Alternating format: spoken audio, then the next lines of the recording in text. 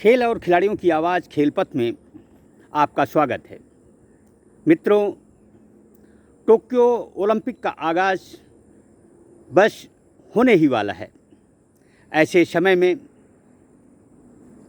खेलपथ लगातार भारत की उपलब्धियों को अपने दर्शकों के सामने पहुंचा रहा है।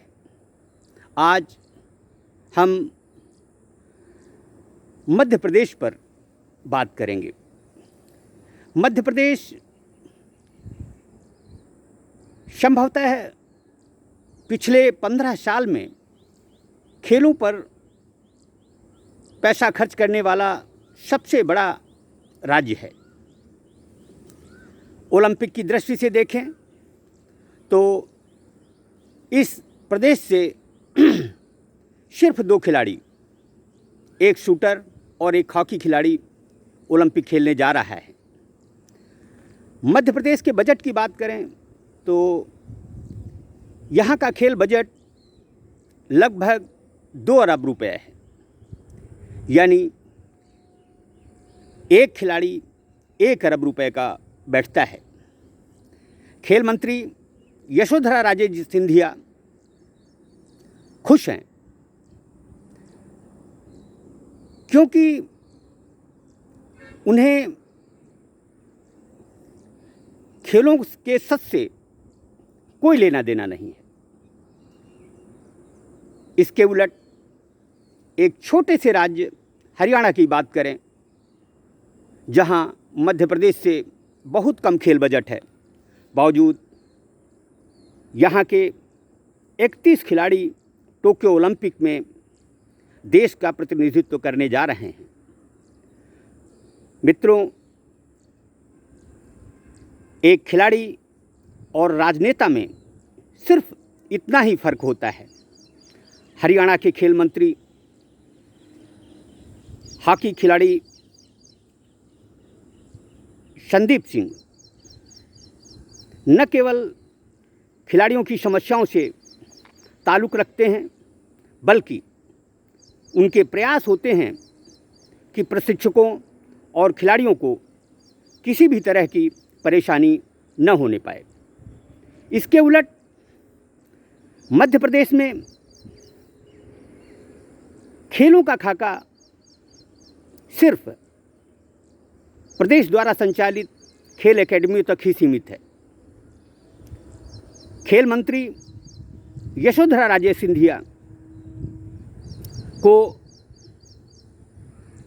खेलों के आला अधिकारी जैसा बताते हैं वैसा ही उनकी समझ में आता है। खेलपथ को लगातार भोपाल से समाचार एकेडमी की उपलब्धियों के मिलते रहते हैं। प्रायः उन समाचारों में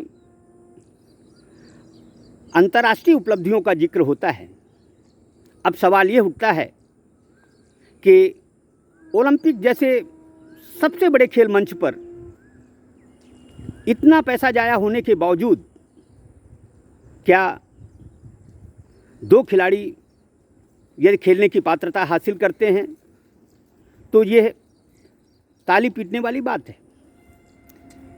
मैं समझता हूँ कि यह सोचने और मंथन करने का समय है कि इतना पैसा जाया होने के बावजूद हमारे खिलाड़ी ओलंपिक तक क्यों नहीं पहुंच पा रहे। हर ओलंपिक से पूर्व मध्य प्रदेश के खिलाड़ी सिर्फ तालियां पीटते हैं। अधिकारी उन्हें झूठे आश्वासन देते हैं। अब हम खेल संचालकों की बात करें तो 2006 में जब मध्य प्रदेश के संचालक खेल संजय चौधरी थे, उस समय प्रदेश में खेल एकेडमियों की एक तरह से आधारशिला रखी गई। उनके समय में यद्यपि इतनी एकेडमीज नहीं खुली थी, लेकिन उस शख्स ने भरपूर कोशिश की कि मध्य प्रदेश खेलों की शक्ति बने। उस दौर को भी मैंने देखा है। संजय चौधरी न केवल खेल मंत्री यशोधरा राजे सिंधिया से बराबर संवाद करते थे, बल्कि खेलों के लिए क्या उचित है, क्या नहीं है, इस पर भी मंत्रणा करते थे। सबसे अच्छी बात यह है कि संजय चौधरी के कार्यकाल में प्रशिक्षकों की अहमियत थी। प्रशिक्षकों को वो है बराबर भोपाल में बुलाकर उनकी समस्याओं को से रूबरू होते थे और समस्याओं का निदान भी होता था। संजय चौधरी के जाने के बाद जो भी संचालक खेल आया है, वह सिर्फ जिला खेल अधिकारियों से वास्ता रखता है। आज तक किसी प्रशिक्षक को प्रशिक्षण में क्या सुविधाएं असुविधाएं पैदा हो रही हैं, इस पर शायद ही किसी ने बात की हो। दरअसल मध्य प्रदेश में प्रतिभाओं की कमी नहीं है। हम उन्हें सही माहौल देकर बड़ा खिलाड़ी जरूर बना सकते हैं। यह दौर मंत्रणा करने का नहीं है।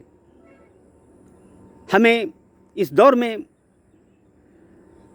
अपनी गलतियों को स्वीकारते हुए प्रशिक्षकों से पूछा जाना चाहिए कि उन्होंने पिछले 5 साल में क्या किया है। दरअसल मध्य प्रदेश में 2 तरह के प्रशिक्षक कार्यरत हैं, एक संविदा के रूप में, तो दूसरे बड़े बड़े खिलाड़ियों को लाखों रुपए में रखा गया है। अब सवाल ये उठता है कि एकेडमीज में तैनात लखपति खेल प्रशिक्षकों की उपलब्धियां क्या हैं। वह खेल मंत्री को अनावश्यक बातें बताने की बजाय सच से रूबरू और अपनी नाकामी क्यों नहीं बताते। दरअसल हमें हरियाणा जैसी खेलों की शक्ति बनना है तो अपनी कार्यप्रणाली में आमूलचूल परिवर्तन करने होंगे। सिर्फ एकेडमीज के खिलाड़ियों को सुविधाएं मिलें और दूसरे खिलाड़ी परेशान हों, इससे प्रदेश का भला नहीं हो सकता। मैं समझता हूं कि सच से रूबरू होकर हमें अपनी खामियां सुधारनी चाहिए।